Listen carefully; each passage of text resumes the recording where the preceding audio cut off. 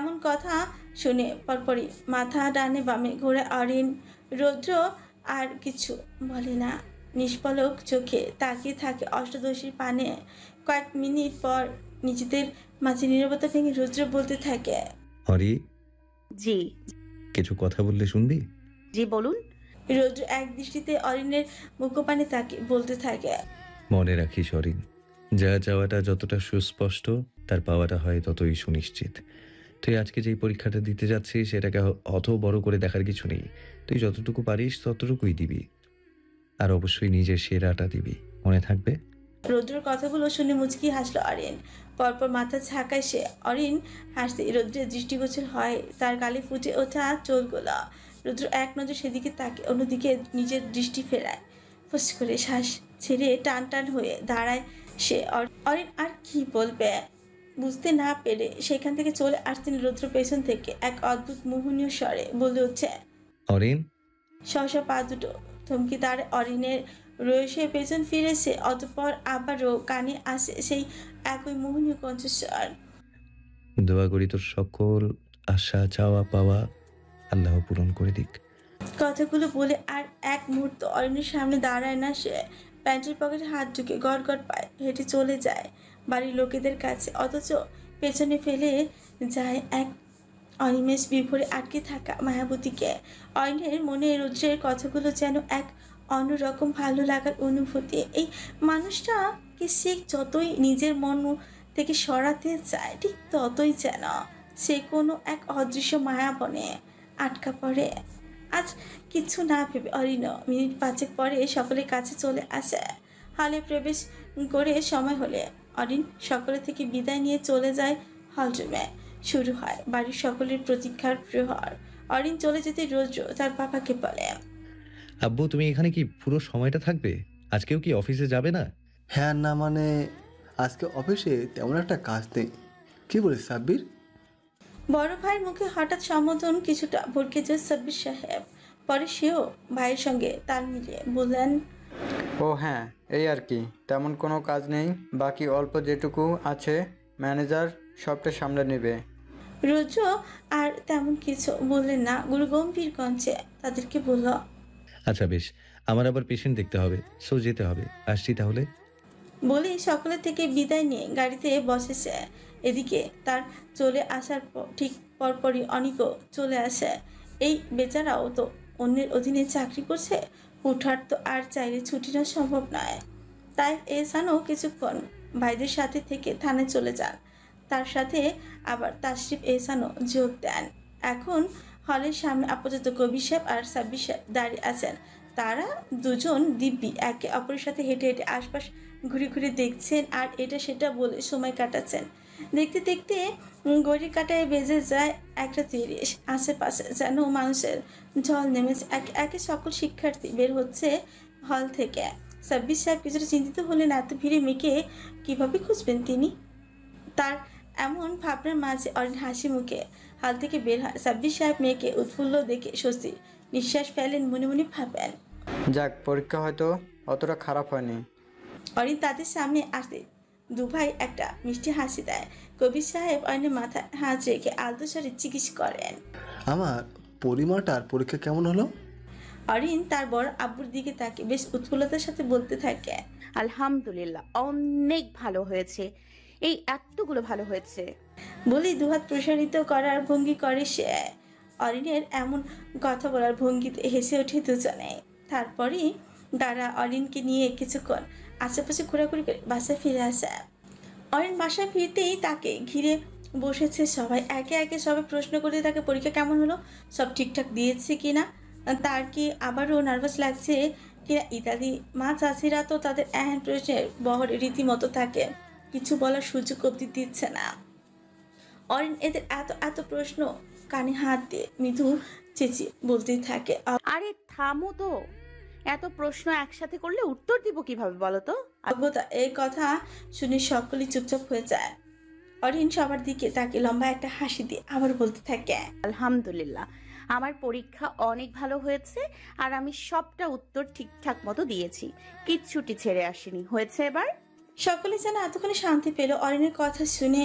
তাই তারা আর কিছু জিজ্ঞেস করলেন না। অরিন আরও কিছু বললো না, চলে যায় নিজের রুমে এসে ফ্রেশ না হয়ে দপ করে শুয়ে পড়ে খাটে বিছানায় এপাশ ওপাশ গড়াগড়ি দিয়ে বলতে থাকে। শান্তি। আজ থেকে কয়েকদিন একদম চিল থাকতে পারবো, ঘুরবো ফিরবো, এনজয় করতে পারবো। বলেই বুকে বালিশ জড়িয়ে ধরে স্বস্তির নিঃশ্বাস টানে অরিন। হঠাৎই তার মনে পড়লো মোবাইলের কথা। আজ বহুদিন পর আবারও ফোন হাতে নিল সে। ওই দিন রাতে রোজের অমন স্ট্যাটাস দেখে রাগে দুঃখে মোবাইল থেকে শখের ফেসবুকটাকে আনস্টল করে দিয়েছিল সে। এখন আবার ইনস্টল করে চলে যায় স্ট্যাটাস দিতে। বেশ কিছুক্ষণ ভাবার পর একটি পোস্ট আপলোড করে অরিন। পরে মোবাইলটা বিছানার পাশে রেখে ছুটে যায় ফ্রেশ হতে। ক্ষুধায় পেটে ইঁদুর দৌড়াচ্ছে তার। প্রায় 20 মিনিট ধরে লম্বা সাবান নিয়ে বের হয় অরিন। ভেজা চুলগুলো তাহল পেঁচিয়ে চলে যায় খাবার খেতে। অরিন ডাইনিং রুমে উপস্থিত হতেই তার জন্য খাবার সার্ভ করে দেন মামুনা বেগম। রাফিয়া বেগম মেয়ের মাথায় তাওয়ালে দেখে আবারও কিছু বলতে যাবেন তার আগে জুবাইদা বেগম তার পাশ কাটিয়ে চলে যায় অরিনের কাছে। অরিনের চুলগুলো খুব সযত্নে মুছে দেন তিনি। অরিনও বিনিময়ে মিষ্টি করে হাসে। রাইসা বেগম পাশে বসে পুতুলকে খাইয়ে দিচ্ছেন। ছেলে ক্লাস 8-এ পড়লো, মাঝে মাঝে মায়ের হাতে খাবার খাওয়ার বায়না ধরে সে। আজও তার ব্যতিক্রম নয়। খাওয়া দাওয়া শেষ করে রুমে চলে আসে অরিন। বহুদিন হলো দুপুরে ভাত ঘুম দেওয়া হয় না। দেবী বা কিভাবে সময় পেলেই তো পড়তে বসতে হতো, ইচ্ছে কিংবা অনিচ্ছায়। ভাবতে ভাবতে বিছানায় থপ করে হাত পা ছড়িয়ে শুয়ে পড়ে অরিন। কিছুক্ষণের মধ্যে যেন ঘুমেরা চোখে এসে হানা দেয় তার। রুহি ইউনিভার্সিটি থেকে বের হতে কোথা থেকে যেন রেহান এসে হাজির। প্রথমে সে কিছুটা চমকালো, পরে করে নিজেকে স্বাভাবিক করে নেয়। রেহান রুহির কাছে এসে সযত্নে তার হাতটি আঁকড়ে ধরে।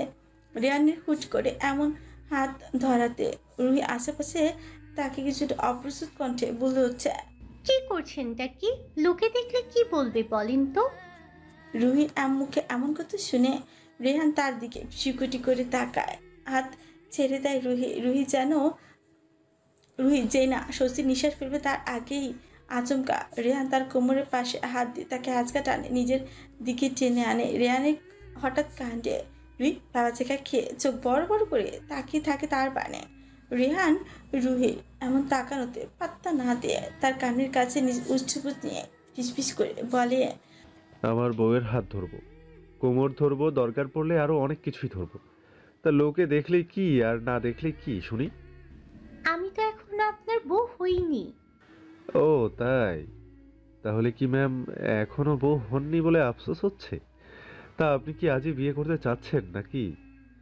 আপনি বললে যখন তখন বিয়ে করতে প্রস্তুত আমি, কিন্তু মনে রাখবেন বিয়ের পরের যে কাজ সেটা কিন্তু আমি যখন বলবো তখনই। কোন কাজ? অবাক কণ্ঠে জিজ্ঞেস করে রুহির এমন কথা দুষ্টু হাসে রেহান বলে, সেটা টপ সিক্রেট, এভাবে যেখানে সেখানে বলা যায় না। বিয়ের পর বলবো নি, ওকে? শুধু বলবোই না, প্র্যাকটিক্যালি বোঝাবো শোনা। আপাতত লেটস গো, আই এম ফেমিস্ট। ওকে চলুন তাহলে। বলেই তারা চলে যায় পাশের একটি রেস্টুরেন্টে। খাওয়া দাওয়া শেষে রুহিকে তার বাড়িতে পৌঁছে দেয় রেহান। পরে নিজেও চলে যায় নিজ বাড়িতে। গরম গরম চায়ের সঙ্গে হালকা কিছু একটা ভাজা পোড়া ড্রয়িং রুমে মেতে উঠেছে বাড়ির বউদের এবং ছেলে মেয়েদের সন্ধ্যার সময়টা। অরিন টিভির দিকে তাকিয়ে চায়ের হালকা সিপ নিচ্ছে। রুহি একটা পেঁয়াজও মুখে তুলে মনের সুখে চিবাচ্ছে আর রেহানের সঙ্গে চ্যাট করছে। মাহিও অরিনের সাথে টিভিতে মগ্ন। পুতুল বিরতিহীনভাবে ওদের বিভিন্নভাবে বিরক্ত করে যাচ্ছে। অন্যদিকে বাড়ির বউরা মগ্ন নিজেদের আড্ডায় খুনসুটিতে। মেরুন বেগমের স্বামী হঠাৎ করেই কি আর ছুটি পাওয়ার মানুষ? আর রিমিরও স্কুলে পরীক্ষা হয়, একা আসতে পারেনি তিনি। এইসব নিয়েই তাকে সেই কখন থেকে এজান বাড়ির বউরা বুঝিয়ে যাচ্ছে, কিন্তু তিনি মেরিন বেগম বুঝলে তো। দূর আকাশে আজ একটা বাঁকাছা ছাদের মৃদু আলো যেন বারান্দায় গর্বের সঙ্গে দাঁড়িয়ে থাকা শিউলি ফুলের গাছটায় গায়ে লেপটে পড়েছে। বারান্দার চারপাশে কেমন মিষ্টি গন্ধ ছড়িয়ে ছিটে আছে। রাতের খাবার শেষ করে অরিন চলে আসে বারান্দায়।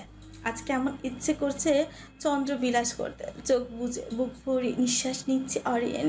চোখ বন্ধ থাকা অবস্থায় ভাবতে থাকে, আচ্ছা রোদ ভাইকে আমার কেন এত ভালো লাগে? কি আছে ওই মানুষটার কাছে? যত চাই মানুষটার থেকে দূরে থাকবো, ততই যেন এক ঘোর অমানিসায় হারিয়ে ফেলি নিজেকে।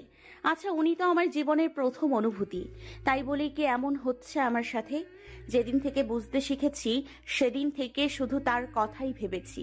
আচ্ছা, সে কি সত্যি অন্য কাউকে পছন্দ করে? আমি কি তাহলে তার জীবনে তার ভালোবাসার মানুষ হতে পারবো না? আচ্ছা, আমার কি উচিত তাকে ভুলে যাওয়া? কিন্তু ভুলে যাওয়ার কথা ভাবতেই এমন দম বন্ধ হয়ে আসে কেন? এসব ভাবতে ভাবতে চোখ মেলে অরিন। দূর আকাশে মেঘের আড়ে লুকিয়ে থাকা চাঁদের দিকে একটি একটি শ্লেষাত্মক হাসি দিয়ে মনে মনে আবার বলতে লাগলো, রোদ ভাই, এমন যদি হতো খুব বেহায়া হলে আপনাকে পাওয়া যেত, তাহলে আমি হতাম পৃথিবীর শ্রেষ্ঠ বেহায়া। যদি এমন হতো চিৎকার করে কেঁদে হলেও আপনাকে পাওয়া যেত, তাহলে আমি সত্যি চিৎকার দিয়ে কাঁদতাম। কিন্তু আপনি যে আমার জীবনে শুধু চাঁদ হয়ে রইলেন, যাকে অনুভব করা যায়, দেখা যায়, যার প্রতি মুগ্ধ হয়ে সারা জীবন তার দিকে নিষ্পলক তাকিয়ে থাকা যায়, কিন্তু তাকে যে কাছ থেকে ছোঁয়া যায় না। কেন ছড়ালেন এতটা মুগ্ধতা আমার জীবনে? কেন এমন যত্নের অদৃশ্য মায়ায় আটকালেন আমায়?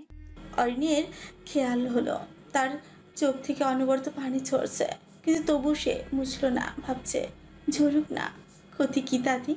এমন সময় পাশের বারান্দার রৌদ্র মোবাইলে কিছু একটা টাইপ করছিল সে। হঠাৎ তার পাশের বারান্দা অরিনকে আকাশের দিকে তাকিয়ে থাকতে দেখে কিছুটা ভ্রু কুচকায় সে। গম্ভীর কণ্ঠে বলতে থাকে, কিরে, তুই এত রাতে এভাবে এখানে দাঁড়িয়ে আছিস কেন? হঠাৎ কথায় কিছুটা ভরকে যায় অরিন। কথা শুনে পাশে তাকাতে দেখে রৌদ্র তার দিকে একদৃষ্টিতে তাকিয়ে আছে। অরিন কিছু বলল না, কেন যেন কথা বের হচ্ছে না গলা দিয়ে। অরিনকে চুপ থাকতে দেখে রৌদ্র ফের বলতে থাকে, হ্যালো প্রিয় শ্রোতা বন্ধুরা, আপনারা শুনছেন পুতুল ডায়েরি প্রেজেন্টস ভালোবাসার সুন্দর সুন্দর গল্প। আমাদের কাজকে আরো সুন্দর করার জন্য আপনাদের উৎসাহ প্রয়োজন। আপনাদের উৎসাহ আমাদের অনুপ্রেরণা। ধন্যবাদ। কিরে, কথা কানে যায় না? কি বলেছি তোকে? এমনি দাঁড়িয়ে আছি রোদ ভাই। এমনি এমনি কেউ দাঁড়ায়? হয়তো দাঁড়ায়। কি? না, কিছু না। যা রুমে যা। আর একটু থাকি প্লিজ। রৌদ্র এমন অনুনয়ে আর কিচ্ছু বলে না। অগত সেও অরিনের মতো চাঁদ দেখতে ব্যস্ত হয়ে যায়। হুট করে অরিন প্রশ্ন করে বসে, রোদ ভাই, পরীক্ষা কেমন হলো জিজ্ঞেস করলেন না যে? জিজ্ঞেস করে লাভ নেই, আমি অলরেডি জানি পরীক্ষা কেমন দিয়েছিস। তাই? তা কি করে জানলেন? কে বলল আপনাকে? এই ছোটখাটো বিষয়ে আমার অন্যের থেকে জানার প্রয়োজন হয় না, আমি নিজে থেকেই জানি সবটা। এতটা চেনেন আমায়? হয়তো। আচ্ছা, কতটা চেনেন আমায়? তোর চেয়ে বেশি। আমার চাইতেও বেশি? কিভাবে? তুই জেনে কি করবি? জানলে কি খুব ক্ষতি হবে? হয়তো। এরপর দুজনেই চুপ করে যায়। বেশ কিছুক্ষণ পর আবার অরিন বলে ওঠে, আচ্ছা রোদ ভাই, সকালে আপনি আমায় যেই দোয়াটা করেছিলেন, সেটা কি মন থেকেই করেছিলেন? কোনটা? ভাবলেশীন ভাবে আকাশের পানে চোখ রেখে জিজ্ঞেস করে রৌদ্র। ওই যে আল্লাহ যাতে আমার সকল চাওয়া পাওয়া পূর্ণ করেন, সেটা। ও দোয়া তো মানুষ মন থেকেই করে। সত্যি রোদ ভাই, আপনি চাইছেন আল্লাহ আমার সকল চাওয়া পাওয়া পূরণ করে দিক? অরিনের এমন কথায় ভ্রুকুটি করে তার দিকে তাকায় রৌদ্র। বোঝার চেষ্টা করে এই কথা দ্বারা কি বোঝাতে চাইল অরিন। রৌদ্রকে চুপ থাকতে দেখে অরিন মৃদু হেসে সেখান থেকে চলে আসে। নিজের রুমে মনে মনে বলতে থাকে, রোদ ভাই, আমার এই অবচেতন মন যে শুরু থেকেই আপনাকে চেয়ে আসছে, তাহলে কি আপনার দোয়া কবুল হিসেবে আমি আপনাকেই পাবো? এদিকে রৌদ্র এখনো একই ভাবে দাঁড়িয়ে আছে বারান্দায় আর ভাবছে। হঠাৎ আবার কি হলো ওর? পরদিন সকালবেলা, আজ শুক্রবার। এই দিনটি অবশ্য এহসান বাড়ির মানুষদের জন্য একটা ছোট্টখাটো ঈদের দিনের সমতুল্য। সপ্তাহের এই একটি দিনই বাড়ির সকলে একসাথে ব্রেকফাস্ট করেন অনেক বাদে। এছাড়া বাকি দিনগুলোতে একসঙ্গে ব্রেকফাস্ট করাটা কিছুটা দুষ্কর বইকে। কবির সাহেব তার বাকি ভাইদের নিয়ে মাসুর মর্নিং ওয়াক সেরে বাড়িতে ফিরেছিলেন। ফ্রেশ হয়ে এসে সোফায় বসে এটা সেটা নিয়ে আলোচনা করছেন তারা। জুবাইদা বেগম আর মায়মুনা বেগম তাদেরকে চা এগিয়ে দেন। তারাও খবরের কাগজ চোখে বুলিয়ে একটু একটু করে চা পান করছেন। এরই মাঝে সাব্বির সাহেব বললেন, ভাইজান, রেহানের ফ্যামিলিকে তো আমরা বলেছিলাম আবির পরীক্ষা শেষে রুহি রেহানের বিয়ের কথা ফাইনাল করব। তাছাড়া তারা এ বিষয়ে আলাপ করতে চাচ্ছেন। এখন তুমি কি বলো? আমিও তাই ভাবছি। আসছে শুক্রবার, তাহলে তাদের সাথে বসে বিয়ের 3 তারিখ ফাইনাল করে ফেলি, কি বলিস তোরা? আপনি যেমনটা ভালো মনে করেন ভাইজান। সমস্বরে বলল সকলে। সকাল 9টা। অন্য দিনগুলোর বাড়ির কর্তাদের ব্রেকফাস্টার 8টার মধ্যে হয়ে গেলেও আজকের দিনটিতে তা বরাবরই লেজ করে। কবি সাহেব স্বাভাবিক ভঙ্গিতে নিজের জন্য বরাদ্দকৃত চেয়ারে বেশ আরাম করে বসেন। তার ডান পাশে সাব্বির সাহেব, বাম পাশে তায়েব সাহেব, তার পাশে তাসিফ সাহেব। কিছুক্ষণের মধ্যে সেখানে উপস্থিত হয় রোদ্র। Black T shirt and white trouser পরনে, তার চুলগুলো কিছুটা এলোমেলো। ডাইনিং টেবিলে উপস্থিত হয়ে সকলকে গুড মর্নিং বলে সাব্বির সাহেবকে পাশের চেয়ার টেনে বসে পড়ে। বাড়ির বেগমরা সকলেই নাস্তা সার্ভ করে দিচ্ছেন। এমন না যে তাদের বাড়িতে এইরূপ কোনো রীতি আছে যে বউরাই সার্ভ করবে আর বাকিরা শুধু খাবে। আসলে তাদের নাকি বাড়ির সকলকে সার্ভ করে খাওয়াতে ভালো লাগে, তাই তো সকলের এত না করা সত্ত্বেও তারা এমনটা বাদ দেয় না। মিনিট 5 পর সেখানে চোখ ডলতে ডলতে উপস্থিত হয় অরিন।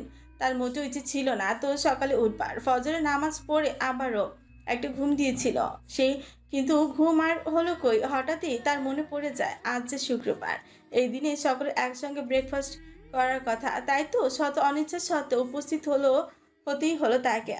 অরিন গিয়ে বসে পড়ে তাসিফ সাহেবের পাশের চেয়ারে। ইতিমধ্যে সেখানে রুহি, আহি, মাহি, পুতুলও এসে পড়ে।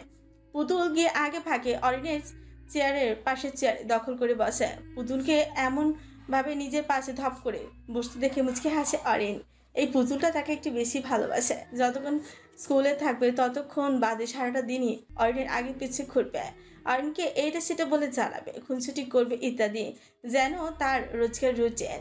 অরিন নিচে পুতুলের প্লেটে নাস্তা তুলে দেয়।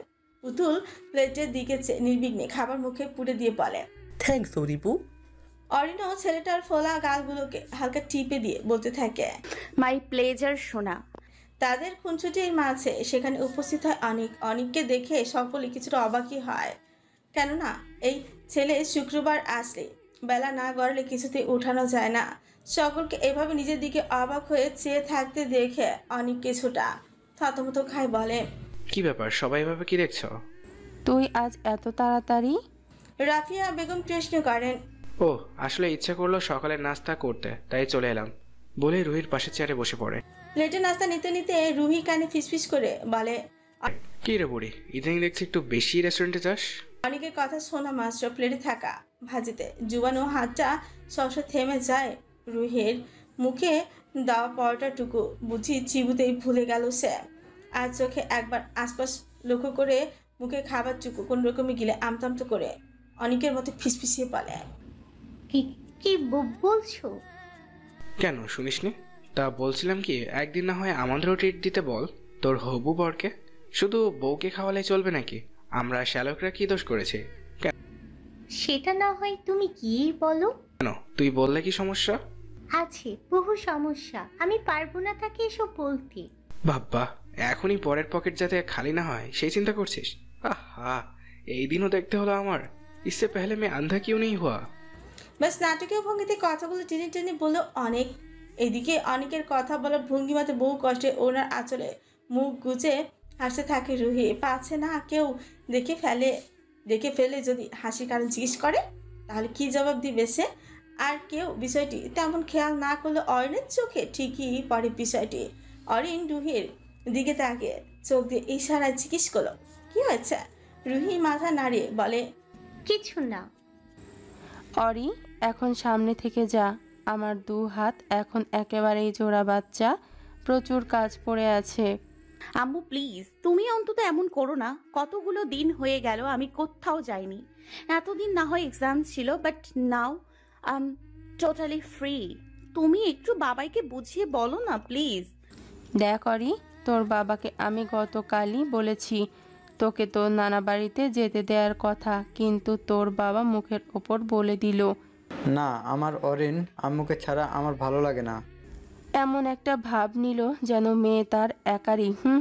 কদিন পর যখন মেয়েকে বিয়ে দিবে তখন কিভাবে থাকবে এই মহাশয়? অরিন মায়ের এই কথা শোনার পরও হাল ছাড়ে না। সেই কখন থেকে সেই রাফিয়া বেগমের পিছন পিছন খুঁজছে। নানা বাড়ি কয়দিন বেড়াতে যাওয়ার জন্য, অথচ রাফিয়া বেগম যেন পাত্তা দিচ্ছে না এসবে। অরিন এবার ছুটে যায় জুবাইদা বেগমের কাছে, পেছনে থেকে তাকে জড়িয়ে ধরে কাঁদো কাঁদো কঞ্চি বলে, ও বড় মা, একটু বোঝাও না প্লিজ। আমি কতদিন হয়ে গেল কোথাও বেড়াতে যাই নাই, অ্যাটলিস্ট কিছুদিনের জন্য হলেও তো যেতে দিতে পারো। জুবাইদা বেগমের যেন বেশ মায়া হলো। পেছন ঘুরে অরিনের মুখটি দু হাতে তালুতে নিয়ে মায়া ভরা কঞ্চি বললেন, আচ্ছা বলবো তোর আম্মুকে। হ্যাপি? না না না, বলবো না, এক্ষুনি বলো। এখনই? বলে অরিন গাল ফুলিয়ে দাঁড়ায়। জুবাইদা বেগম রাফিয়া বেগমের দিকে তাকাতে রাফিয়া বেগম খিকিয়ে বলে, একদম না জবা, আমায় কিছু বলতে আসবি না। মনে নেই ও এবার আগের বার বাড়িতে গিয়ে কি কাহিনী করেছিল? তখন না হয় পানিতে পড়ার পর মাসুদ ভাই ওকে বাঁচিয়েছেন বলে, কিন্তু এখন ও একই যেতে চাচ্ছে। তুই ভাবতে পারছিস ও ঠিক কি কি করবে? আম্মু, তখন তো আমি ছোট ছিলাম তাই পানিতে পড়ে গিয়েছিলাম, কিন্তু এখন তো আমি বড় হয়েছি। মাথা নিচু করে মিনমিনে কঞ্চে বলল অরিন, রাখেন আপনার বড় হওয়া। যে মেয়ে এখনো নিজে মাছটা কাটা বেছে খেতে পারে না, সে নাকি বড় হয়েছে। বলি শুধু হাতে পায়ে লম্বা হলেই বড় হওয়া যায় না, বুদ্ধিটাও বড় করতে হয়। মায়ের এত কথা শুনে ঠোঁট উল্টে সেখান থেকে চলে আসে অরিন। এক দৌড়ে চলে যায় নিজের রুমে। অরিনের এভাবে চলে যাওয়া দেখে জুবাইদা বেগম আশাহত কঞ্চে বললেন, এইভাবে মেয়েটাকে না বললেও পারতিস রাফু। কিভাবে নিজেকে সামলাই বলতো জবা? ও যখন গত বছর বাড়িতে গিয়ে পানিতে পড়ে গেছিল, বিশ্বাস কর সেই দম বন্ধকর মুহূর্তটা আমি এখনো ভুলতে পারি না। ও শত বলুক নিজের খেয়াল রাখবে, কিন্তু আদৌ কি রাখবে তুই বল? রাফিয়া বেগমের এমন মাতৃস্বরূপ চিন্তা যে স্বাভাবিক, তাই জুবাইদা বেগম কিছু না বলে ছোট্ট একটা নিঃশ্বাস ফেললেন। ওরি, এই ওরি, কি হয়েছে আমার পরিটার? এমন মন খারাপ করে আছিস কেন? মাথায় হাত বুলিয়ে বলতে থাকে রুহি। অরিন শোয়া ছেড়ে উঠে বসে, নাক টেনে বলতে থাকে, কেউ একটু ভালোবাসে না আমায়, কেউ না। কি, তোকে আমরা ভালোবাসি না? আল্লাহ, এই কথা তুই বলতে পারলি? বলবো না তো কি করব বলো? আমি কত করে আম্মুকে বললাম আমায় কোথাও ঘুরতে যেতে দিতে, কিন্তু আম্মু কিছুতেই রাজি হচ্ছে না, বারবার বলে আমি ছোট। অরিন এমন ঠোঁট ফুলানো দেখে ভোগ করে হেসে ওঠে রুহি। হাসতে হাসতে বেচারি চোখে পানি জমতে শুরু করেছে। এদিকে রুহিকে এমনভাবে হাসতে দেখে মেজাজ বিগড়িয়ে উঠে অরিনের। অভিমানী সুরে বলে, হ্যাঁ হ্যাঁ, হাসবেই তো। আমি তো তোমাদের কাছে একটা জোকারের মতো, কেউ একটু সিরিয়াসলি নাও না আমায়।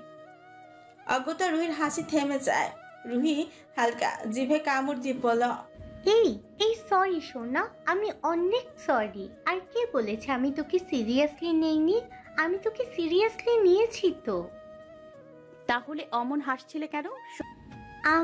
আসলে ওই একটা পুরনো জোকস মনে পড়ে গিয়েছিল। সে যাকে, তুই কোথাও ঘুরতে যেতে চাস তাই তো? চল, তোকে আজ ঘুরতে নিয়ে যাব। সত্যি? তুই বিকেলে রেডি থাকিস। ওকে। বলেই রুহিকে ঝাপটে জড়িয়ে ধরে অরিন। রুহিও অরিনকে আগলে নেয়, মুচকি হেসে জিজ্ঞেস করে, এবার খুশি তো? অনেক। ভাইয়া আসবো? ল্যাপটপে বেশ মনোযোগ দিয়ে কিছু করছিল রুদ্র। রুহি যাকে ল্যাপটপের দিকে চোখ রেখেই বলে, আয়। ভাইয়া, তোমার কি বিকেলে তেমন কোনো প্ল্যান আছে? এবার ল্যাপটপ থেকে চোখ সরিয়ে রুহির দিকে তাকায় রুদ্র। আবার জিজ্ঞেস করে, মানে? বলছি যে বিকেলে কি তুমি ফ্রি আছো? কেন? ও, তাহলে কি তুমি আজ আমাদের একটু ঘুরিয়ে নিয়ে যেতে পারবে? আসলে অরিনটার মনটা খুব খারাপ। পরে রুহি অরিনের সকল ঘটনা একে একে বর্ণনা করে রুদ্রের কাছে। রুদ্র সবটা শুনে কিছুক্ষণ চুপ থেকে বললাম, বিকেলে সবাই রেডি থাকিস। সত্যি? থ্যাংক ইউ ভাইয়া। ছোট্ট করে উত্তর দেয় রুদ্র। রুহিও বেশ খুশি হয়, সেখান থেকে চলে যায়। এদিকে রুদ্র এখনো ভাবছে অরিনের কথা। ভাবা যায় মেয়েটার ঠিক কত বড় সাহস হয়ে গেছে যে সে রুদ্রর থেকে দূরে থাকতে চায়। রুদ্র ল্যাপটপটা কোল থেকে নামিয়ে বারান্দা চলে যায়। অতঃপর আকাশের দিকে এক দৃষ্টিতে তাকিয়ে থেকে বাঁকা হাসলো, বলল, আমার দৃষ্টির আড়াল হতে চাইলেও আমার থেকে কি করে আড়াল হবি সানশাইন? রোদ থেকে কখনো তার আলোকে দূর করা সম্ভব? তাহলে তুই কিভাবে দূর হবি বলতো? আকাশ থেকে কি কোনো জবাব আসলো? আসলো বোধহয়। আসলেও যে তা কারোরই বুঝবার জো নেই। এই যে এক প্রেমিক আর আকাশের মধ্যকার কথোপকথন আমরা থোড়াই না বুঝব। কি রে, তুই এখনো রেডি হসনি? রুহি একেবারে তৈরি হয়ে অরিনের রুমে আসে অরিনকে নিয়ে নিচে যেতে, কিন্তু এসেই দেখতে পায় অরিন খাটের উপর জামা কাপড় স্তূপ বানিয়ে একটার পর একটা নিজের গায়ের উপর ধরে আয়না দেখছে। রুহি কিছুটা তেতে বলে উঠছে, কি করেছিস সেগুলো? মেঝোমা দেখলে একটা বকাও মাটিতে পড়বে না, দেখিনি। সঙ্গে আবার 2 ঘা ফ্রিতেও পড়তে পারি। রুহিপু, একটা জামাও সিলেক্ট করতে পারছি না, একটু হেল্প করো না প্লিজ। আচ্ছা তুই সরে দাঁড়া, আমি দেখছি। বলেই নিচ থেকে একটা জামা পছন্দ করলো রুহি। বেবি পিঙ্ক কালার একটা চুড়িদার ড্রেস। রুহি অরিনের হাতে ড্রেসটি দিয়ে বলল, যান ম্যাডাম, কুইকলি পরে আসুন। অরিন ও ড্রেসটি হাতে নিয়ে ছুটে যায় ওয়াশরুমে। অরিন যেতেই রুহি অরিনের জামা কাপড়গুলো একে একে গুছিয়ে আলমারিতে রাখে। মিনিট 7 পরই অরিন চেঞ্জ করে বের হয়। রুহি এক পল তার দিকে তাকে মুচকি হেসে এগিয়ে আসে, বলে, তুই হিজাব পরে নে, আমি তোকে হালকা একটু সাজিয়ে দিই। না না না, আমি সাজবো না, আমার ভালো লাগে না। পরীর মতো সুন্দর হলে কারি বা শাস্তি ইচ্ছে করে শুনি। রুহিপু, ও সরি সোনা। আচ্ছা বাদ দে, আমি নিচে যাচ্ছি, তুই ফটাফট রেডি হয়ে নিচে নামবি কেমন? একদম লেট করিস না কিন্তু, ভাইয়া প্রচুর রাগ করবে তাহলে। আচ্ছা যাও, আমি জাস্ট 10 মিনিটের মধ্যে আসছি। বলে চলে যায় রুহি। অরিনও নিজের মতো করে তৈরি হতে থাকে। ড্রেসটি অন্যর সাথে ম্যাচিং করে ধূসর রঙের হিজাব পরে, চোখে হালকা চিকন করে কাজল দিয়েছে আর ঠোঁটে লিপ গ্লস। ব্যাস পুরো তৈরি অরিন। মোবাইল হাতে নিয়ে পার্সে ঢোকাতে ঢোকাতে সিঁড়ি বেয়ে নামতে থাকে সে। এদিকে ড্রয়িং রুমে উপস্থিত একজোড়া চোখ যে গভীরভাবে তাকে পরখ করছে, সেই খবর কি আর অরিন আছে? না নেই, থাকলে হয়তো অষ্টাদশী ছুটে পালাতো এই চক্ষু গোচর হতে। অরিন তড়িঘড়ি করে নিচে নামতে গিয়ে হঠাৎই তার পা দুটো থমকে দাঁড়ায়। তার সামনে উপস্থিত মানুষটাকে আজকে কি একটু বেশি সুন্দর লাগছে তার চোখে? মানুষটাকে সবসময় তার চোখে এতটা মারাত্মক লাগে কেন? এই যে পরনের হাত গোটানো কালো পাঞ্জাবিতে এই মুহূর্তে অরিন তাকে পৃথিবীর সবচেয়ে সুন্দর পুরুষ বলে নির্দ্বিধায় আখ্যায়িত করতে পারবে। অরিনকে এভাবে তাকিয়ে থাকতে দেখে উচকে হাসলো রৌদ্র।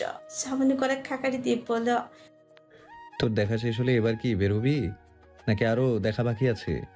রৌদ্রের কথা থতমত খেয়ে যায় অরিন। কিছুটা অপ্রস্তুত হয়ে আমতা আমতা করে বলে, মানে হয়েছে আপনার মানে, এবার চলেন। বলে দ্রুত পায় বেরিয়ে পড়ে রৌদ্র। অরিনও তার পিছু পিছু বেরিয়ে আসে।